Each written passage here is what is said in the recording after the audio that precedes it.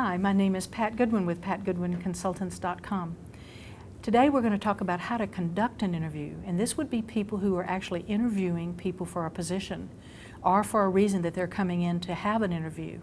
I would encourage you as a company representative or as a independent representative of your organization to make sure that you are prepared to conduct this interview. You need to be on your best behavior. You need to dress professionally. You need to be prepared to sell the company to the person who's interviewing for the job. Walk in, shake their hand, good eye contact. Be prepared to have them sit in an office where you can take notes. And as you offer them coffee or water, you want to bring them in and make them comfortable so that they will do the best job they can for the interview. Try to make the person who's interviewing for the job at ease so you can have a conversation with them about the position that you're trying to fill or the reason that they're there.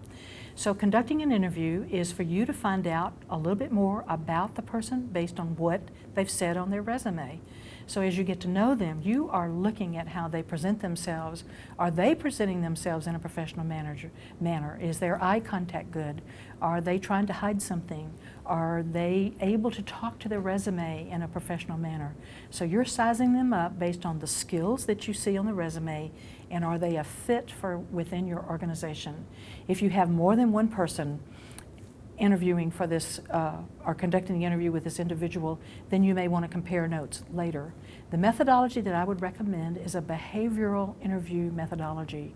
If you're not familiar with that, then you would want to think about what is the job that we have to fill, what is the reason that we want to fill this job, and what are the skills that we need, and what's the result that we want from someone doing this job.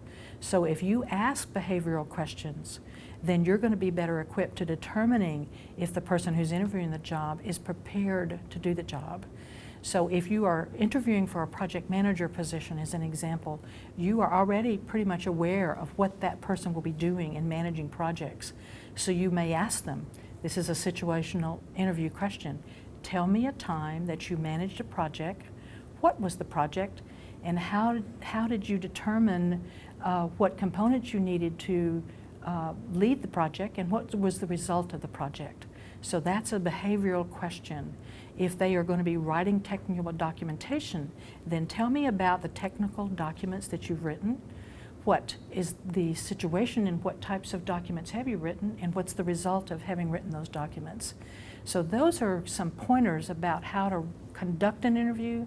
Again, you want to thank them for coming. If at all possible, give them knowledge about when you will follow up. Try your best to follow up and let them know if the job has been filled, if they're coming back in for a second interview, if you haven't offered them the job, why you did not offer them the job.